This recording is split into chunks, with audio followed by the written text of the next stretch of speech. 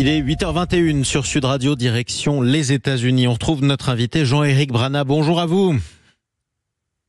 Et bienvenue sur Sud Radio, maître de conférence à Assas. Vous êtes spécialiste de la société américaine, auteur de nombreux ouvrages qu'on va rappeler dans quelques instants sur la vie politique américaine. Il y a un peu plus de 24 heures, le président américain Joe Biden a dit, je cite, « L'ordre doit prévaloir dans les universités américaines ».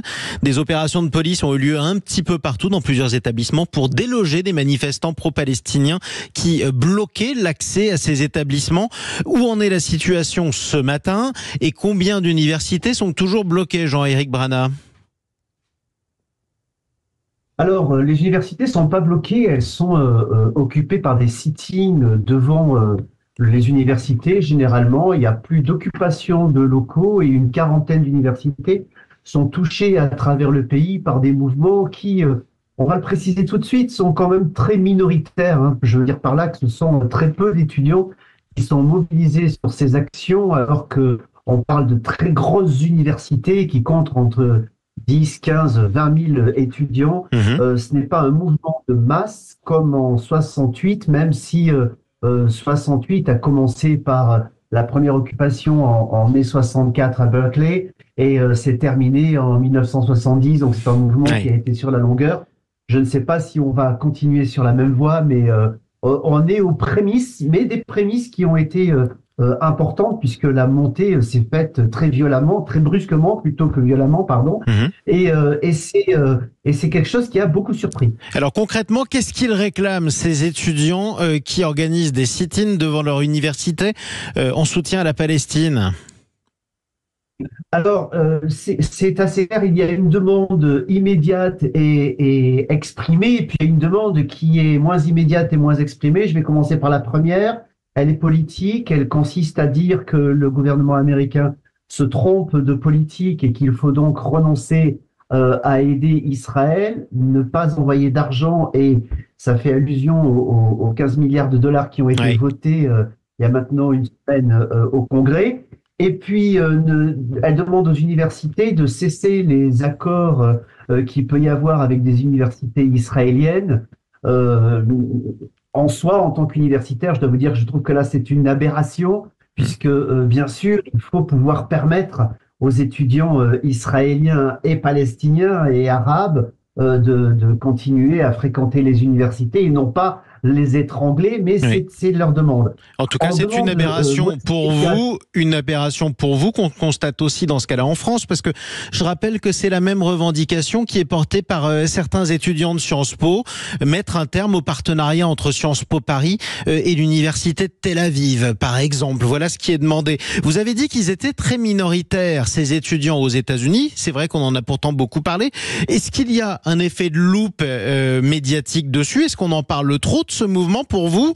Et en même temps, est-ce que c'est pas devenu un mouvement complètement politique et un sujet de débat sur la présidentielle américaine? Alors, je vous réponds très clairement et ces réponses courtes, non, on n'en parle pas trop, on n'en parle même pas assez à mon sens. Je crois qu'on a, et c'est je parlais de demande non immédiate, je crois qu'on a un événement devant nos yeux qui est un petit peu difficile à décrypter quand on veut faire de la politique à tout prix. Je crois que comme dans les événements des années 60, on a un événement générationnel. Et c'est ce qui a frappé dans ces années-là, c'est qu'il y avait une demande étudiante, bien sûr, mais pas uniquement. Le corps enseignant était derrière, mais également les grands penseurs de l'époque. En France et en Belgique, par exemple, on avait Brel et Brassens qui intervenaient sur ces questions-là. Il se passait quelque chose qui faisait une transformation dans la société. Il me semble qu'on assiste au même mouvement aux États-Unis qui prend une forme politique, c'est vrai, de façon forte, mais qui traduit autre chose, un mal-être chez les étudiants. N'oublions pas que ces étudiants ont connu le Covid, c'est le début de leurs études. Ensuite, une sortie de Covid qui est une crise pour la plupart d'entre eux avec souvent une déception par rapport à ce qu'ils cherchaient dans l'emploi. Et aujourd'hui, ils cherchent à se reconstruire avec aux États-Unis une offre qui n'est pas à la hauteur, puisqu'on a deux candidats pour la présidence qui sont extrêmement vieux, qui ne leur correspondent pas, et dans lequel ils ne se retrouvent pas. Donc il y a une angoisse sur le futur qui se manifeste dans ces universités et qui veut dire aussi autre chose. On parle de liberté d'expression, on parle de justice, d'égalité. Ce sont là des demandes très fortes d'une jeunesse, déjà depuis une dizaine d'années, qui sont en train peut-être de se catalyser sur ces manifestations. Avec malgré tout des débordements, et on l'a vu sur certaines images de réseaux sociaux et un certain nombre de polémiques.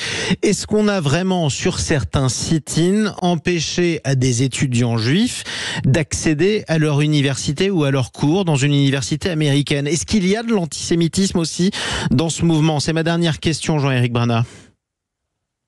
Écoutez, si elle est l'antisémitisme, il faut que tout le monde le dénonce. Ça a été fait cette nuit aux États-Unis par le ministre de l'Éducation qui a envoyé une lettre à tous les dirigeants d'université. Il a eu raison. Maintenant, donc il y en a eu.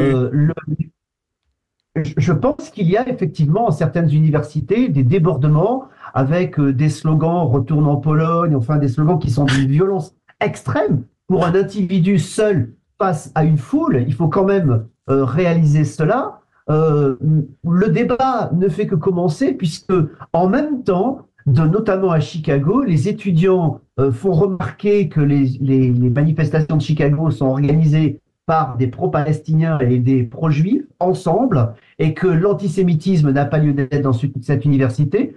Donc il va falloir distinguer le grain de livret, dénoncer avec force cet antisémitisme qui, rappelons-le, aux États-Unis est interdit depuis 1964, depuis la loi des droits civiques, est réprimé depuis ce moment-là. Et ça, c'est effectivement le débordement fort qu'il faut souligner pour le dénoncer. Exactement. Et voilà au moins quelque chose sur lequel tout le monde devrait tomber d'accord. Merci Jean-Éric Brana pour cet éclairage. On vous retrouvera avec plaisir un prochain week-end sur Sud Radio.